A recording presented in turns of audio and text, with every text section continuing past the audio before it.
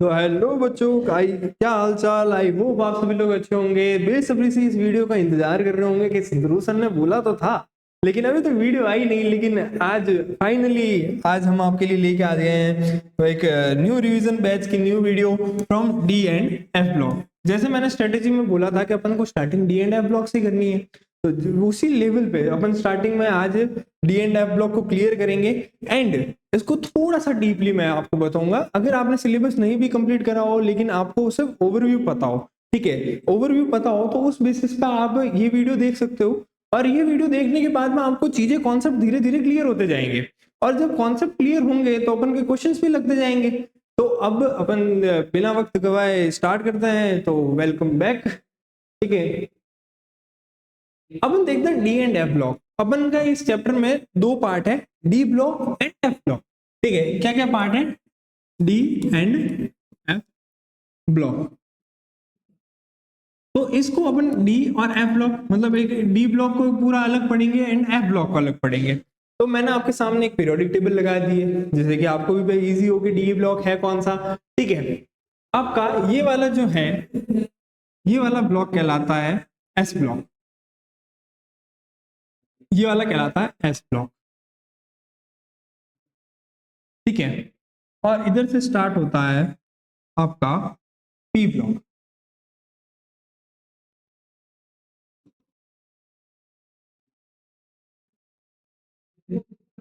अब इसके बीच में आता है आपके ये डी ब्लॉक।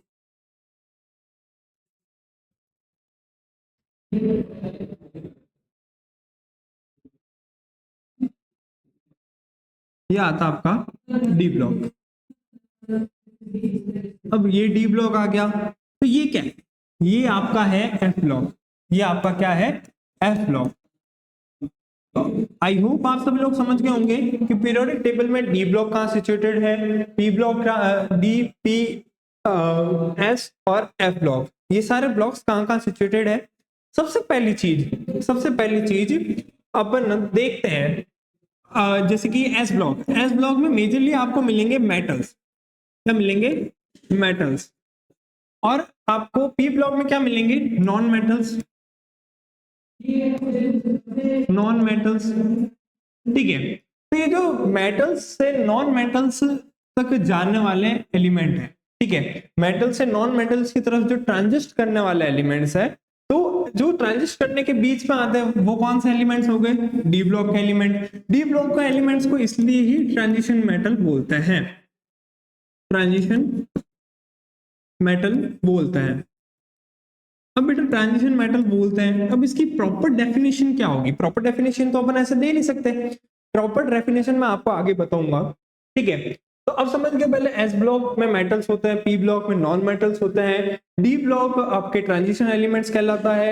एफ ब्लॉक में अपन दो टाइप की कैटेगरी डिफरेंशिएट करते हैं। सबसे पहले तो लेंथेनाइड सीरीज, लेंथेनॉइड सीरीज, और दूसरी आती है एक्टेनॉइड सीरीज।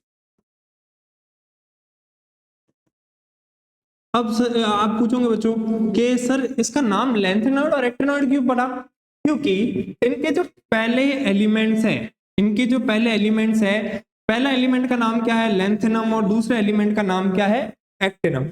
सीरीज के पहले एफ ब्लॉक की पहले सीरीज के एलिमेंट का नाम क्या है? लेंथेनम, और दूसरी सीरीज के एलिमेंट का नाम क्या है? एक्टेनम। और इन दोनों के नाम पे इसका नाम पड़ा है लेंथेनॉइड और एक्टेनॉइड सीरीज। अब लेंथेनॉइड और एक्टेनॉइड सीरीज को अपन वास्टली पढ़ेंगे कि इसमें क्या क्या चीज होती है, जैसे इसका इलेक्ट्रॉनिक कॉन्फ़िगरेशन क्या होता है, ऑक्सीडेशन स्टेट्स क्या होती है, एंड मैनी मोर थिंग्स जो अपन पढ़ने वाले हैं। बट इसके लिए मैं आपको एक अलग वीडियो लेके आऊंगा। अलग वीडियो क्यों बेटा? क्योंकि अपन आज कवर करने वाले हैं सिर्फ डी ब्लॉक एलिमेंट को इतने अच्छे से कि आपके एग्जाम में कहीं पे प्रॉब्लम नहीं आएगी, एग्जाम में कहीं पे भी प्रॉब्लम नहीं आएगी। तो अपन स्टार्ट करते हैं, डी ब्लॉक एलिमेंट है। अब सबसे पहली चीज पीरियोडिक टेबल में अपन यूज करता है वो आता है इलेक्ट्रॉनिक कॉन्फ़िगरेशन। क्या आता है? Electronic configuration. अब एस ब्लॉक का भी इलेक्ट्रॉनिक कॉन्फ़िगरेशन होता है, ठीक है। इलेक्ट्रॉनिक कॉन्फ़िगरेशन के आगे मैंने लिखा बेटा जनरल। जनरल ये क्यों लिखा? कि इससे अपन सारी चीजों, सारे एलिमेंट्स का इलेक्ट्रॉनिक कॉन्फ़िगरेशन निकाल सकते हैं। जनरल मतलब एक जैसा, ठीक है। इससे अपन सारी एलिमेंट्स का इलेक्ट्रॉनिक कॉन्फ़िगरेशन निकाल देते हैं। जैसे कि सर आपने देखते हैं डी ब्लॉक एलिमेंट का, पहले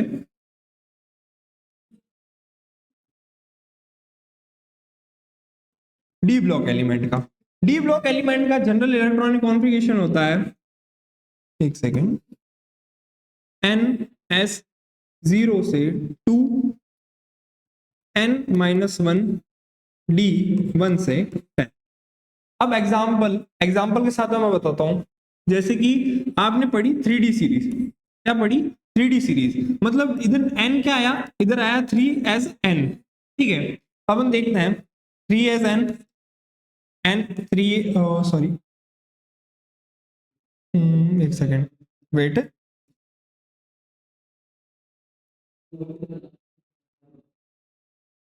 3D सीरीज, हाँ 3D सीरीज है। वेट, अपन को 3D सीरीज निकालने के लिए n रखना होगा, सॉरी 3D सीरीज के लिए n रखना होगा आपको 4।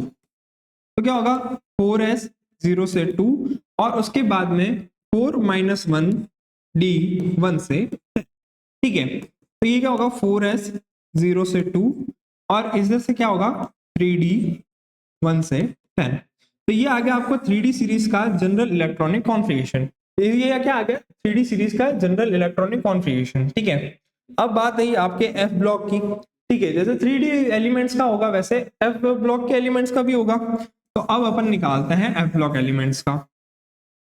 एक सेकंड मैं इसको थोड़ा सा बड़ा कर देता हूँ।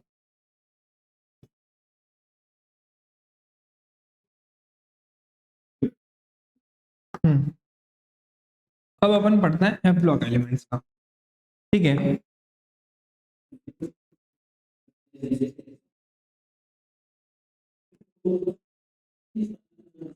एफ ब्लॉक एलिमेंट्स का, अब बेटा एफ ब्लॉक एलिमेंट्स का तो उसका कैसे होगा, एन एस अपने इधर आएगा 0 से 2, N-1 D1 से 1 से 10, और N-2 F1 से 40, ठीक है। ये आपको क्वेश्चन पूछा जाता बेटा एक मार्क्स में, ये आपको क्वेश्चन पूछा जाता एक मार्क्स में कि एक मार्क्स में जनरल इलेक्ट्रॉनिक कॉन्फ़िगरेशन बताइए आपके डी ब्लॉक या एफ ब्लॉक एलिमेंट्स का, ठीक है। इधर से एक क्वेश्चन आना निश्चित है, इसलिए मैंने ये चीज आपको पहले ही क्लियर करी। अब बात आती है बेटा इलेक्ट्रॉनिक कॉन्फ़िगरेशन, अपन ने जनरल पढ़ लिया, अपन ने क्या करा जनरल पढ़ लिया, लेकिन अपन को लिखेंगे कैसे, इसमें मेजर आपके क्वेश्चन बनता है from 3D series. 3D series का आपको रटा हुआ होना चाहिए, आपको बेटा रटा हुआ होना चाहिए कि 3D सीरीज का इलेक्ट्रॉनिक कॉन्फ़िगरेशन कैसा होता है। आगे आपके आधे से ज्यादा चीजें इसी कॉन्सेप्ट के लिए क्लियर हो जाएगी, तो इस स्लाइड को एकदम ध्यान से पढ़िएगा। अब अपन देखते हैं 3D सीरीज का अपन एटॉमिक नंबर 21 से 30 का, मतलब आपके 3D सीरीज का एटॉमिक नंबर कहां से आता है 21 से स्टार्ट होती है और 30 पे जाके एंड करती है, 21 से स्टार्ट होती है और 30 पे जाके एंड करती है। अब इसमें देखते हैं कि आपकी 3D सीरीज है कहां पे। मैंने बोला 3D सीरीज मतलब ये पहली सीरीज आ गई scandium, titanium, vanadium, chromium, manganese, iron, cobalt, nickel, copper, zinc, ठीक है। अब इसको याद कैसे करते हैं बेटा, इसको याद कैसे करते हैं, इसको याद ऐसे करेंगे, साइंस टीचर वेरी क्रेजी, मांगे फेयर कॉपी, निकालो कुकर जल्दी, ठीक है। इसकी याद करने की शॉर्ट ट्रिक मेरे हिसाब से तो ये रहेगी, और अगर आप वो दूसरी तरीके से भी याद कर सकते हो तो कोई इश्यू नहीं है, बट अपन को याद करना मेजर है, ठीक है। इसको मैं इधर साइड में लिख देता हूं, एक सेकेंड, इसको मैं साइड में लिख देता हूं, साइंस टीचर वेरी क्रेजी, मांगे दिल्ली का फेयर कॉपी। ये इसके लिए मैं आपको एक न्यू स्लाइड पर आकर लिख देता हूं, ठीक है। साइंस टीचर वेरी क्रेजी, मांगे फेयर कॉपी निकालो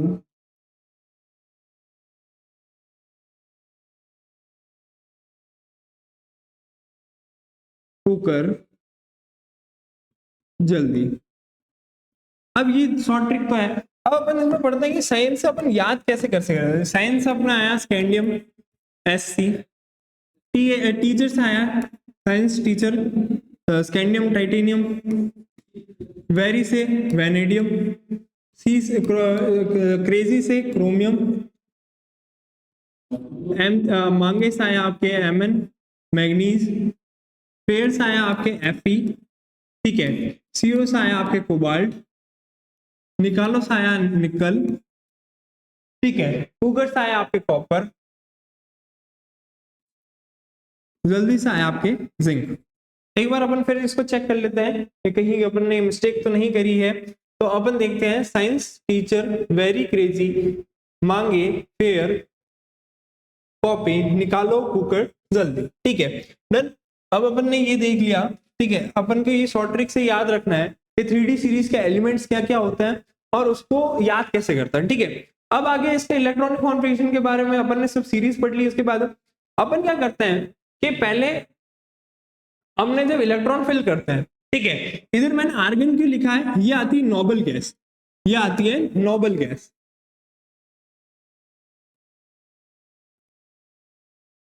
ये आती है नोबल गैस। क्योंकि इतना लंबा अपन इलेक्ट्रॉनिक कॉन्फ़िगरेशन लिख नहीं सकते हैं, तो अपन इसको क्या डिनोट करते हैं, इससे पहले पहले वाले को नोबल गैस में इंक्लूड करके इधर सिर्फ नोबल गैस लिख देते हैं, वो आती है आर्गन, ठीक है। अब आया आपके पास 3D सीरीज में भरने के लिए अपन ने जब जनरल इलेक्ट्रॉनिक कॉन्फ़िगरेशन पढ़ा था 3D सीरीज के लिए, तो वो क्या आया था बेटा, 4s और 3D, ठीक है, ये आया था 4s और 3D। अब अपने पास में क्या बोलता है, जब इलेक्ट्रॉनिक कॉन्फ़िगरेशन बढ़ता है तो अपने s में 2 इलेक्ट्रॉन्स होने लाइक थ्रू इलेक्ट्रॉन्स बढ़ते हैं जनरली, और उसके बाद में जो आगे इलेक्ट्रॉन्स चलते जाते हैं वो डी ब्लॉक में फिल होता है, वो क्या होता है, डी ब्लॉक में फिल होता है। अब देखते हैं डी ब्लॉक में फिल होता है, तो मैंने इधर 2 स्टार लगाए हुए हैं। बच्चे पूछेंगे सर ये क्यों लगाए हुए हैं, ये भी धीरे धीरे बताएंगे कि ये क्यों लगा रखे हैं। अब बाकी अपन की सीरीज देखते हैं। अगर अपन जनरली भरते हैं तो क्या होना चाहिए था, 4s2 3d1 डन सर। आपने आगे अब इससे भरना है तो 4s2 3d2, उसके बाद में 4s2 3d3, ठीक है। अब क्रोमियम में जाके अपन को भरना क्या था, 4s2 3d4, 4s2, इसका एक बार जनरल अगर सीरीज वाइज लेते हैं, जनरली लेते हैं, तो इसका इलेक्ट्रॉनिक कॉन्फ़िगरेशन क्या आता है, 4s2 3d4, ठीक है, 4s2 3d4। अपन ने इधर 4s1 3d5 क्यों लिखा है, इसके बारे में समझते हैं। अब देखो अपन ने s ऑर्बिटल क्रिएट बनाया, s ऑर्बिटल बनाया और इधर d ऑर्बिटल बनाया,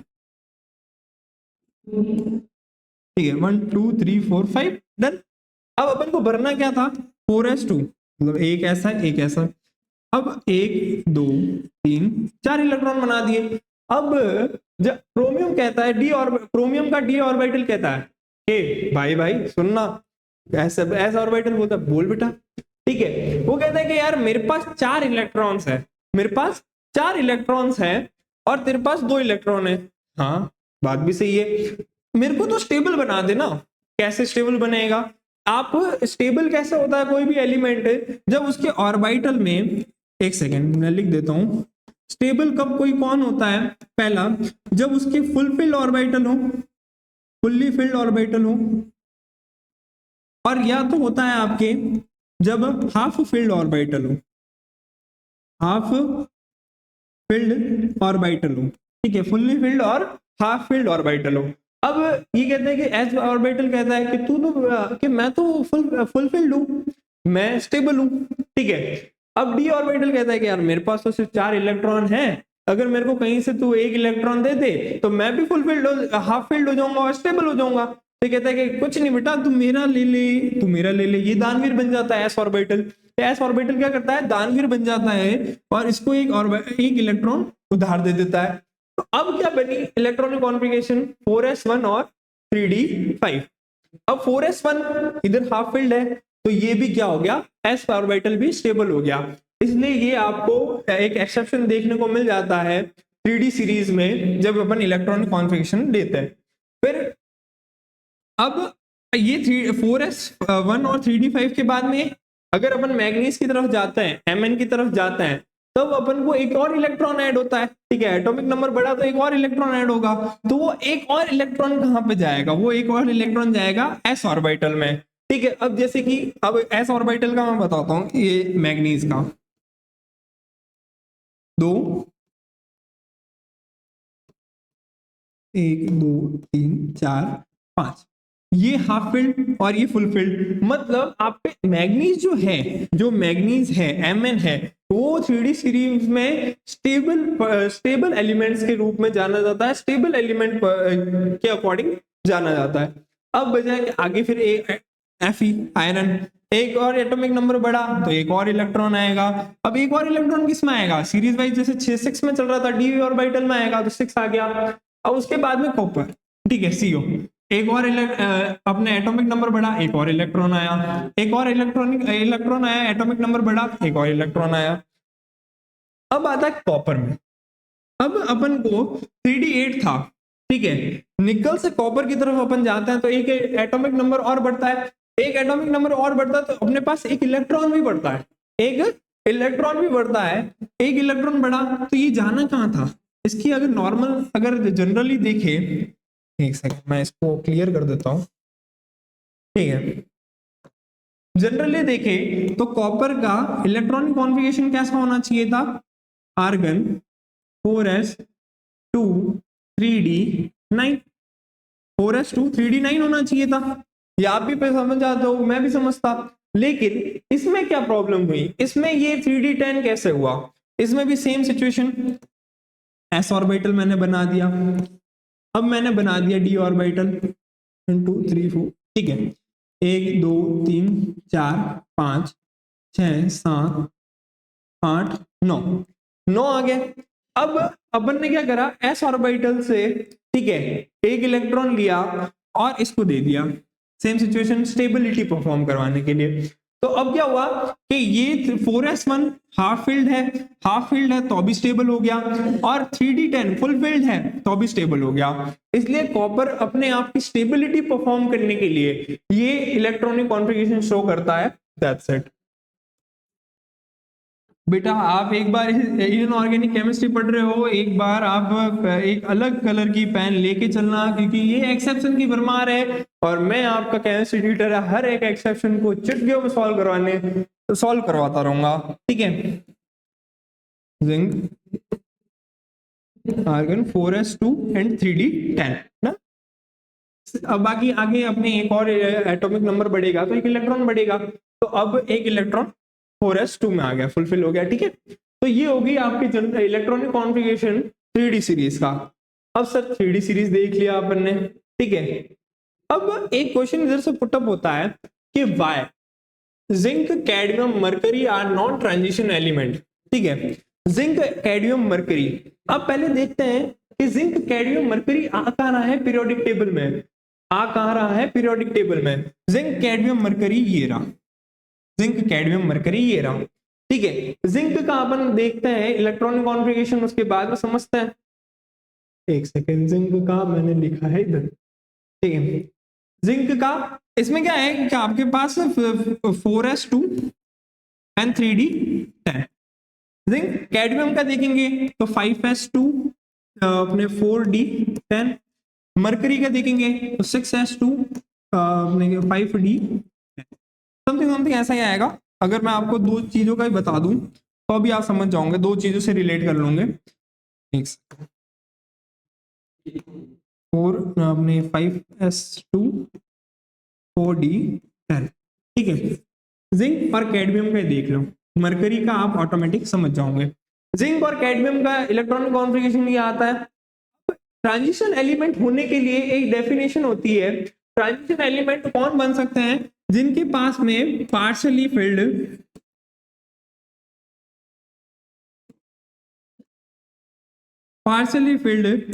डी ऑर्बिटल हो,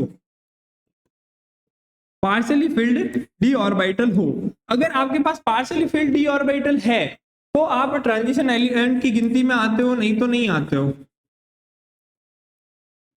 ट्रांजिशन एलिमेंट ट्रांजिशन एलिमेंट की गिनती में आता हो, नहीं तो नहीं आता हो। ठीक है, ये सीधा सा डेफिनेशन है ट्रांजिशन एलिमेंट का कि जिनके पास पार्शली फिल्ड डी ऑर्बिटल है तो आप आपके ट्रांजिशन एलिमेंट की गिनती में आते हो, और ये चीज फुलफिल नहीं कर पाते हैं जिंक, कैडमियम, मरकरी।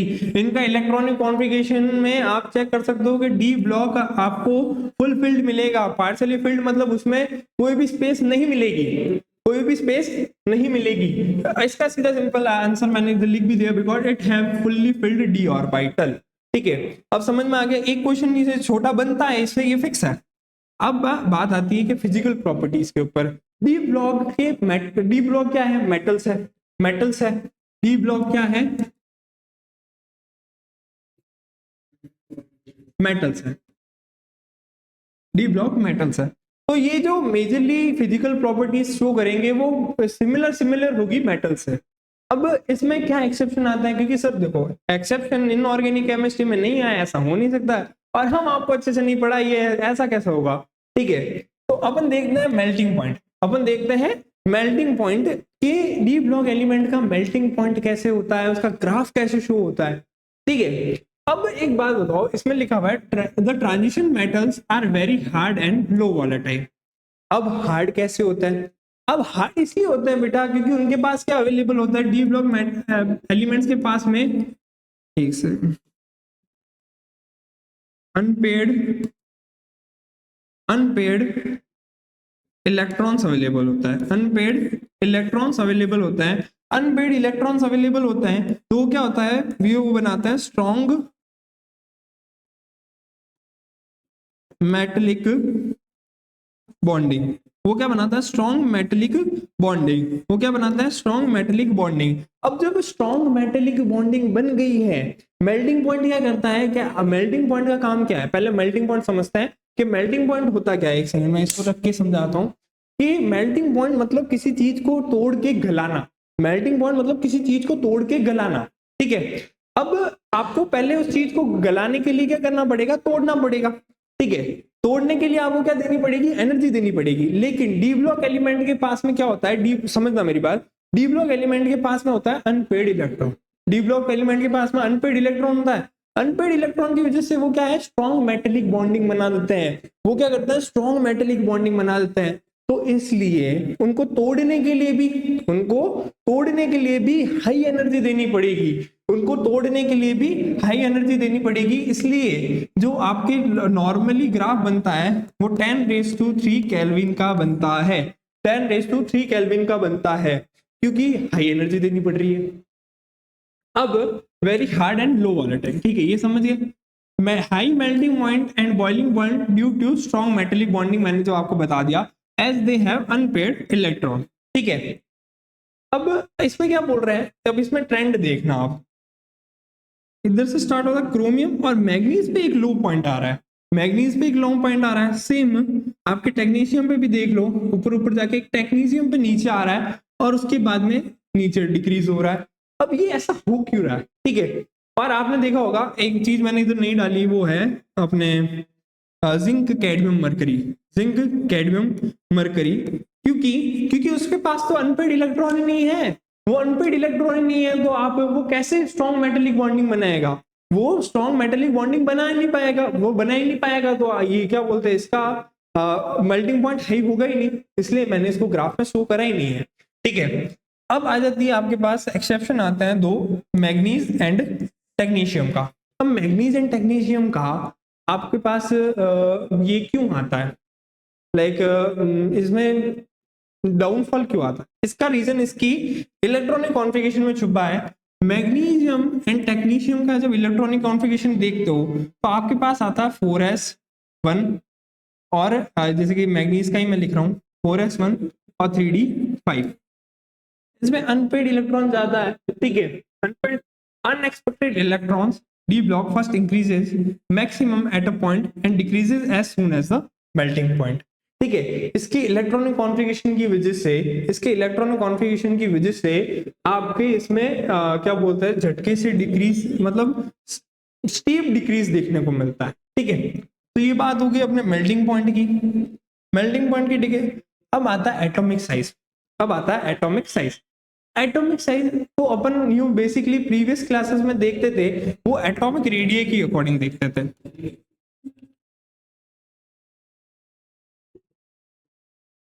अगर इसको कोई अभी एटॉमिक साइज की जगह एटॉमिक रेडियस ही बोलेगा तो मैं इस पे कोई प्रॉब्लम है नहीं। अब अपन देखते हैं कि 11th क्लास में एक जनरल ट्रेंड अपन ने पढ़ा था और एटॉमिक साइज या कह दो एटॉमिक रेडियस कि जब ऊपर से नीचे जा रहे हैं, जब ऊपर से नीचे जा रहे हैं तब आपका एटॉमिक साइज बढ़ेगा, जब आपका एटॉमिक साइज बढ़ेगा, और लेफ्ट से राइट की तरफ जा रहे हैं तो वो घटेगा, ठीक है, वो घटेगा। अब अपन जब डी ब्लॉक एलिमेंट में देखते हैं तो स्कैंडियम, टाइटेनियम, वेनेडियम, क्रोमियम इधर तक तो घट रहा है सर, इधर तक तो घट रहा है। उसके बाद में एक पॉइंट पे आके मैग्नीज, फेरस, कॉपर, निकल, ठीक है, आप देख लो फेरस से लगाकर कॉपर, निकल, ये तीन एलिमेंट पे स्टेबिलिटी आ जाती है सर। ये क्या आ जाती है? स्टेबिलिटी। उसके बाद में फिर वापस इंक्रीज हो जाता है। अरे सर इंक्रीज कैसे हो गया? अभी तो कह रहे थे ट्रेंड के हिसाब से डिक्रीज होना चाहिए, लेकिन इंक्रीज कैसे हो गया? अब बेटा ये इंक्रीज कैसे होता है उसके बारे में अपन समझते हैं। अपन ने लिख दिया, जैसे कि मैंने लिख दिया।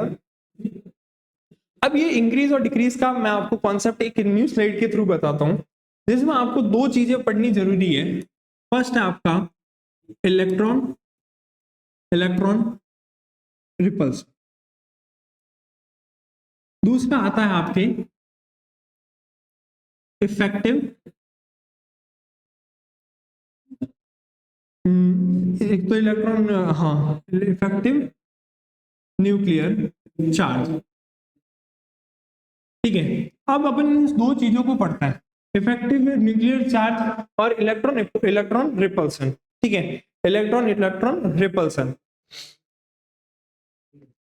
इलेक्ट्रॉन इलेक्ट्रॉन रिपल्सन किस में होता है? जैसे कि मान लो कि मैंने ये न्यूक्लियस बनाया, इसके आगे आगे, ठीक है, ये सेल बनती गई, ठीक है, हर सेल में इलेक्ट्रॉन्स प्रेजेंट होंगे, हर सेल में इलेक्ट्रॉन प्रेजेंट होंगे, हर सेल में इलेक्ट्रॉन प्रेजेंट होंगे।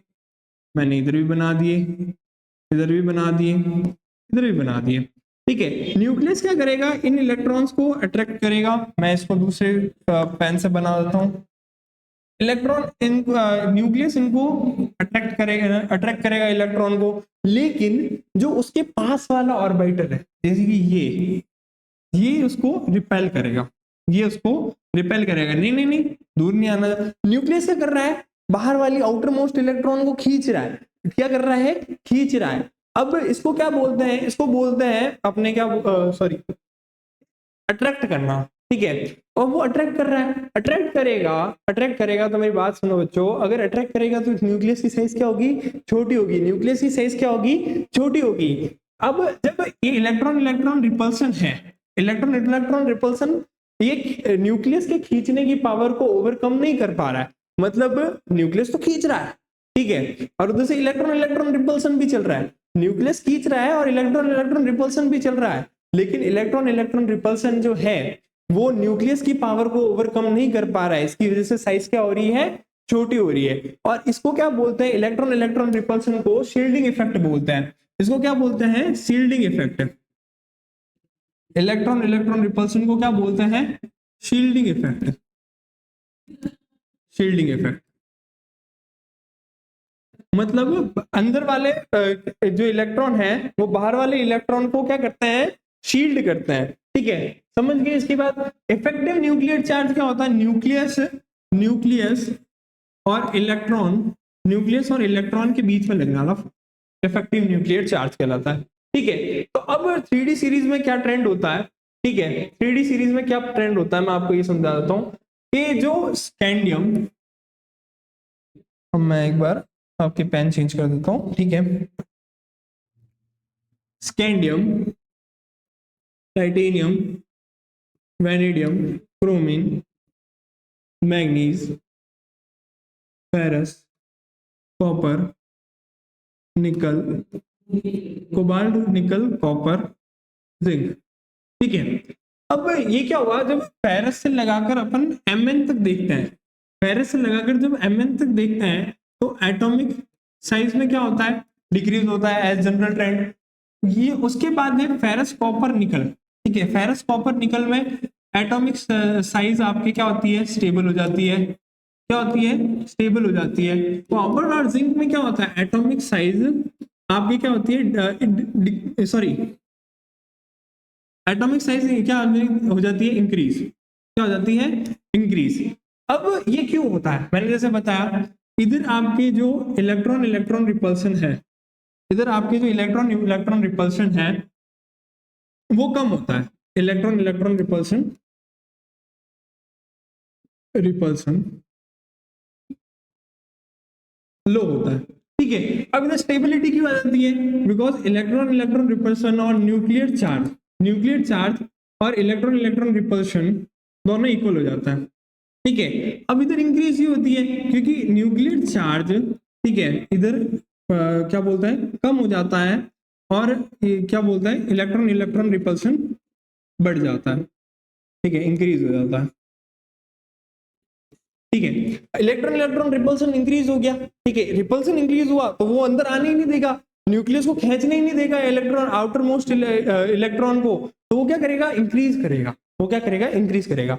उधर जगह नहीं नहीं मैं नहीं अंदर आने दूंगा, तू जा भाग जा, तो ये होगा, ठीक है। तो ये इसकी रीजन है। अब इसमें से एक क्वेश्चन जरूर बनता है कि आपकी जो 4D एंड 5D सीरीज है, 4D एंड 5D सीरीज है, ठीक है, उनकी जो एटॉमिक साइज होती है, उनकी जो एटॉमिक साइज होती है वो सिमिलर क्यों होती है, वो सिमिलर क्यों होती है, जैसा आपको दिख रहा होगा, ठीक है, ये दोनों से ये क्यों सिमिलर होती है, ये इसलिए सिमिलर होती है due to lanthanoid contraction, due to lanthanoid contraction. जब अपन 4D और 5D सीरीज पढ़ेंगे, जब अपन 4D और 5D सीरीज पढ़ेंगे तो उसमें आपको एफ ब्लॉक भी देखने को मिलेगा। एग्जाम्पल मैं आपको बताता हूँ, ठीक है, पीरियोडिक टेबल से समझेंगे इसको।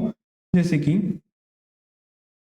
अपने पास आ गई 3D 4D and 5D series, ठीक है, 4D सीरीज तो अपने नॉर्मली चल रही है, जब 5D सीरीज आती है तब इधर क्या लेंथेनॉइड वाली सीरीज भी आ जाती है इसके अंदर, ठीक है। 4D सीरीज स्टार्ट इधर से होती है, फिर एंड होके ल्यूटीशियम से वापस हॉफनियम में स्टार्ट होती है।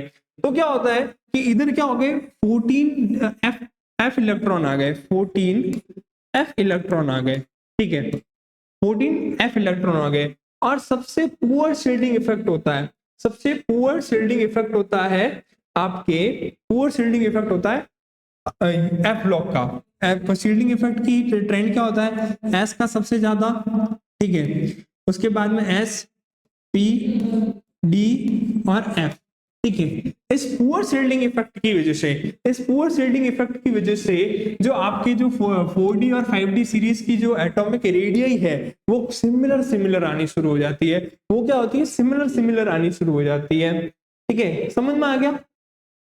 अब आता है बेटा ऑक्सीडेशन स्टेट, अब आता है बेटा ऑक्सीडेशन स्टेट। तो ऑक्सीडेशन स्टेट होता क्या है, ठीक है, ऑक्सीडेशन स्टेट होता क्या है, ऑक्सीडेशन स्टेट मतलब कोई भी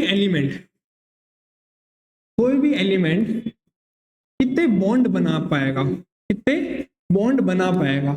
अब बेटा बॉन्ड किसके ऊपर डिपेंड करता है, बॉन्ड डिपेंड करता है आपकी अनपेड इलेक्ट्रॉन के ऊपर, अनपेड इलेक्ट्रॉन के ऊपर। अब देखते हैं कि 3D series shows variable oxidation state, exception लिखना इधर बेटा, एक्सेप्शन, क्योंकि इनऑर्गेनिक केमिस्ट्री है आपका, मिस्टर एक्सेप्शन आपको पढ़ाना आ चुका है इनऑर्गेनिक केमिस्ट्री, तो इसमें आपको एक्सेप्शन आएगा स्कैंडियम एंड जिंक का। कैसे, स्कैंडियम +3 शो करेगा, जिंक +2 शो करेगा, ठीक है। अब it shows variable oxidation state because electrons are present in both ns and n-1d orbital. This shows variable oscillation from +2 to +7, +2 to +7. The most common oxidation state is +2 and +3. आपको +2 +2 +2 +2 सब में दिख जाएगी, ठीक है, +3 सब में दिख जाएगी, ठीक है। तो +2 एंड +3 मोस्ट कॉमन है।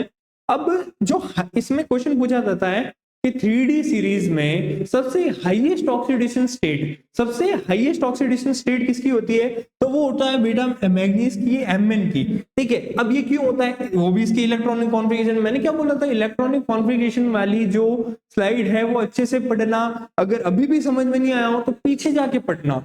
बट क्यों इस, फिर अब देखते हैं Mn की electronic configuration, electronic 4s1 sorry 4s2 3d5, ठीक है 4s2 3d5। अब मैं क्या कर सकता हूं,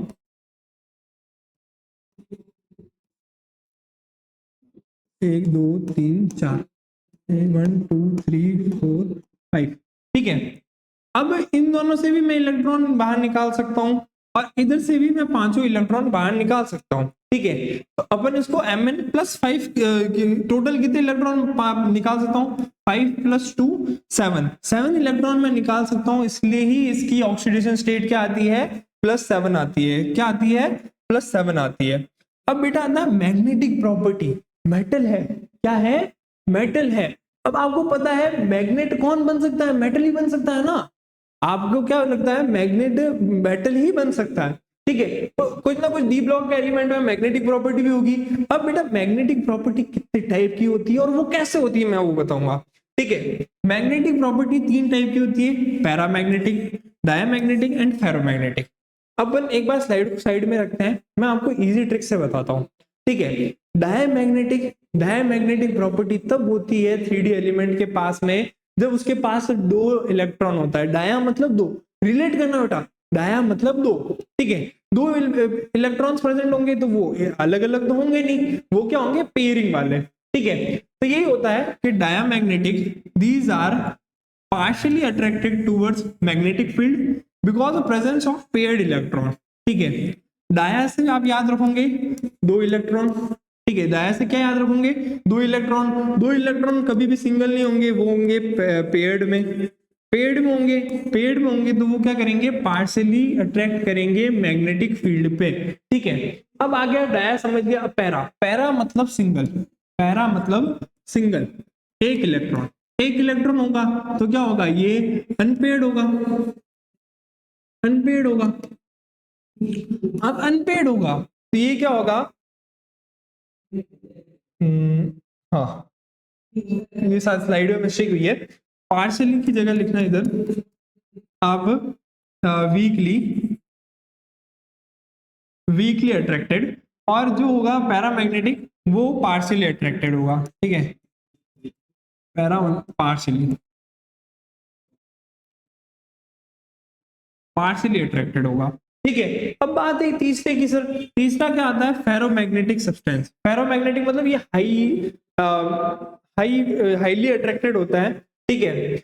अब अपन कैसे पता लगाते हैं कि सर कोई मैग्नेटिक मूवमेंट कितना होगा, तो उसके लिए आता है एक formula, mu equals to root n bracket n+2, root mu equals to n bracket n+2। अब इधर n क्या है, n है आपके number of unpaired electron, number of unpaired electron, number of unpaired electron, ठीक है। और जब मैग्नेटिक मूवमेंट की आपको कभी कभार 1 मार्क्स में पूछ भी लेता है, मैग्नेटिक मूवमेंट का फॉर्मूला लिखा और इसके यूनिट लिखो, तो इसकी यूनिट होती है bm, bm मतलब बोर्स मैग्नेट्रॉन,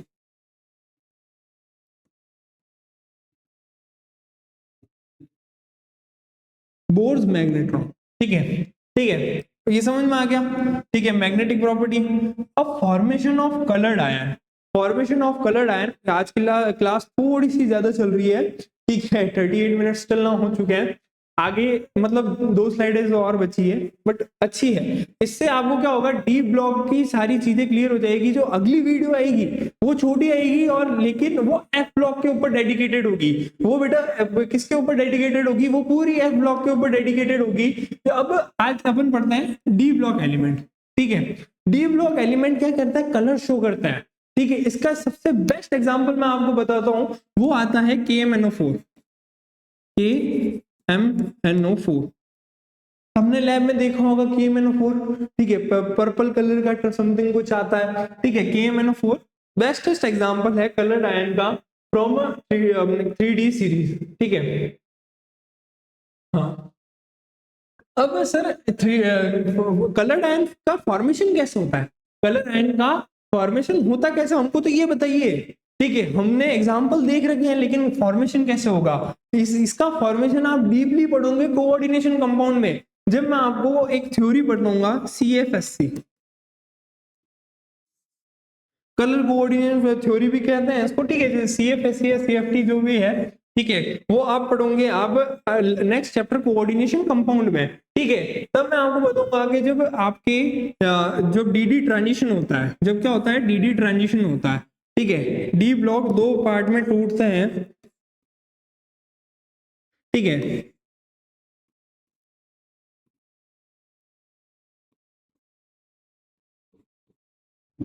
एक सेकेंड,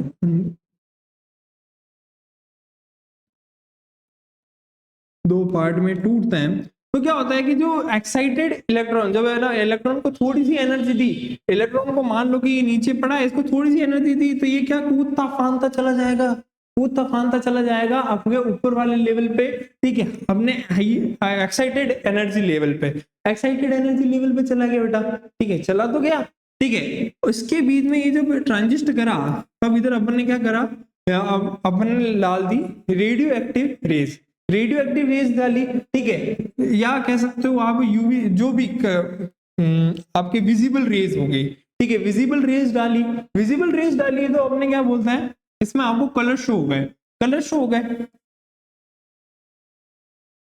इसके बारे में डीपली डिटेल करेंगे अपन नेक्स्ट चैप्टर में, बट अभी के लिए अगर कोई पूछ ले कि फॉर्मेशन ऑफ कलर्ड आयन क्यों होता है 3D सीरीज में, बिकॉज ऑफ DD ट्रांजिशन, ठीक है। इसमें क्या होता है कि absorb a part of radiation, ठीक है, एंड एमिट द कलर, ठीक है। अब जैसे कि अगर किसी के पास में अनपेड इलेक्ट्रॉन हो ही ना, जैसे कि अभी देखो इधर कलरलेस आ गया, ये टाइटेनियम कलरलेस आ गया, अब इसके पीछे अपन ये कलरलेस क्यों आया, ये कलरलेस क्यों आया, इसके अपन इलेक्ट्रॉनिक कॉन्फ़िगरेशन से देखते हैं। स्कैंडियम 3+ था, स्कैंडियम क्या था 3+ था, तो स्कैंडियम की इलेक्ट्रॉनिक कॉन्फ़िगरेशन क्या आई 4s2 और 3d1, 4s2 and 3d1। Upon scandium +3 के देखते हैं, स्कैंडियम +3 मतलब मेरे को 3 इलेक्ट्रॉन बाहर निकालना है, मैंने एक इधर से निकाल दिया, 2 इधर से निकाल दिए, तो अपने पास क्या बची, नोबल गैस ही बची, सिर्फ नोबल गैस बची, तो क्या ये कलर एमिट करेगी, नहीं करेगी सर, क्यों नहीं एमिट करेगी, क्योंकि इसके पास बेटा अनपेड इलेक्ट्रॉन ही नहीं है। जब अनपेड इलेक्ट्रॉन नहीं होंगे तो आप DD ट्रांजिशन करवाओगे कैसे, जब आपके पास अनपेड इलेक्ट्रॉन नहीं है तो आप ट्रांजिशन किसका करवाओगे, ध्रुव का तो नहीं करवा सकते, ध्रुव का थोड़ी करवा सकते ट्रांजिशन के, ध्रुव नबी नॉर्मल स्टेट में है, पढ़ाते पढ़ाते कभी एक्साइटेड स्टेट में चले गए, ऐसा तो नहीं हो सकता, ठीक है। तो ये होता है कि जब आपके पास कलरलेस कंपाउंड कब बनते हैं, जब आपके पास अनपेड इलेक्ट्रॉन नहीं होते, ठीक है। ऐसे ये इधर एग्जांपल्स दे रखे हैं, अब ये दे रखा है जिंक 2+, ठीक है, जिंक 2+, 4s2 3d10, इसका इलेक्ट्रॉनिक कॉन्फ़िगरेशन +2 में ये दो s के और s के इलेक्ट्रॉन्स मैंने बाहर भेज दिए, तो क्या बचा सिर्फ जिंक 3d10 बचा, तो ये कलरलेस एग्जांपल देता है। समझ में आया, कलर थ्योरी समझ में आई थोड़ी बहुत। अब आता है बेटा मेन क्वेश्चन जो आपको एक्सप्लेन करने का पूछेगा, ये होगा आपको explain interstitial compound, explain interstitial compound from D block element. अब इंटरस्टिशियल कंपाउंड क्या होता है आपको पता है, मेटल, ठीक है, मेटल्स तो ऐसे हाईली पैक्ड होते हैं, ठीक है। अब पैकिंग के टाइम पे कुछ कुछ वॉइड्स, कुछ कुछ जैसे कि अगर मैंने कोई भी चीज अगर मुट्ठी बंद करी, मान लो मैंने मुट्ठी बंद करी, लेकिन कहीं ना कहीं तो एक ऐसी स्पेस होगी, कहीं ना कहीं तो एक ऐसी स्पेस होगी जहां पे कुछ ना कुछ फिट हो सकता है, भले ही वो छोटा हो, जैसे कि मैंने मुट्ठी बंद करी लेकिन कुछ ना कुछ पार्टिकल उसमें स्टिल अपन डाल सकता है, तो उसको कहते हैं इंटरस्टिशियल वॉइड, उसको क्या बोलते हैं अपन, इंटरस्टिशियल वॉइड, ठीक है। और वो इंटरस्टिशियल वॉइड में क्या होता है, कार्बन हाइड्रोजन नाइट्रोजन जाके ट्रैप हो जाता है, कार्बन हाइड्रोजन नाइट्रोजन जाके ट्रैप हो जाता है और उसको इंटरस्टिशियल वॉइड को भर देते हैं, इंटरस्टिशियल वॉइड को भर देते हैं। तो अब भरने से क्या होगा, एक न्यू कंपाउंड क्रिएट होगा। अब अपन ने प्योर एलिमेंट्स में कुछ तो कुछ डाला है, कुछ ना कुछ डाला है, तो उसकी केमिकल प्रॉपर्टी, उसकी फिजिकल प्रॉपर्टी के ऊपर भी इफेक्ट आएगा। अब वो क्या आता है अपन को समझते हैं कि ये क्या होता है कि ये हार्ड हो जाता है उसके बाद में, ठीक है, जनरल प्योर एलिमेंट से ये क्या हो जाता है, हार्ड हो जाता है, उसके बाद में उसका क्या होता है, हाई मेल्टिंग पॉइंट हो जाता है, ठीक है, इंप्योरिटी की वजह से क्या होता है, इसका हाई मेल्टिंग पॉइंट हो जाता है, और ये क्या होता है, नई आयोनिक बनते हैं, नई कोवेलेंट बनते हैं। अब मैंने बोला कि जब आपके इसमें हाई मेल्टिंग पॉइंट हो जाता है तो अपने जनरल से थिंकिंग होती है कि ये हार्ड होंगे तभी इसका हाई मेल्टिंग पॉइंट होगा। समझ में आया? ये हार्ड होंगे तभी इसका हाई मेल्टिंग पॉइंट होगा। तो चलो लास्ट ये टॉपिक के साथ मैं ये वीडियो एंड करता हूँ। ठीक है, ये मैं वीडियो एंड करता हूँ। आई होप आप सभी को ये वीडियो अच्छी लगी होगी, और एग्जाम के जब रिवीजन आप करने बैठोगे तो आपके लिए ये बेस्ट साबित होगी, ये मैं आशा करता हूँ। ठीक है, और कुछ भी चीज हो तो बेटा आपके लिए हमारा YouTube का कमेंट सेक्शन 24/7 ओपन है। हम आपके लिए ही काम कर जा रहे हैं। और कुछ पर्सनल डाउट्स आता है, तो आप हमारे इंस्टाग्राम हैंडल पे आप डीएम कर लीजिए, हम आपके लिए हमेशा तत्पर रहेंगे। ठीक है, और जल्दी से जल्दी रिप्लाई देने का मैं कोशिश करूंगा। ठीक है बेटा, तो all the best for your exams. जल्दी एग्जाम आने वाले हैं, 12 फेब से एग्जाम है। और ये चैप्टर एक सेकेंड में, 12 फेब से एग्जाम आने वाले हैं।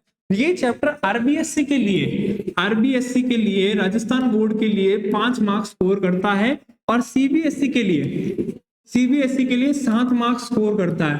तो ये अच्छे मार्क्स हैं, इनको गंवाना नहीं है। इसमें क्या करना है, आपको सिर्फ थॉट लगाना है, आपको सिर्फ माइंड लगाना है। ठीक है, थोड़ा सा माइंड लगाने से आपको इसके क्वेश्चन सॉल्व होने शुरू हो जाएंगे। तो चलो फाइनली इस क्लास को आज इधर ही एंड करते हैं। आई होप मैं आप नेक्स्ट क्लास में जल्दी जुड़ेंगे और आपको नेक्स्ट क्लास अच्छी लगेगी।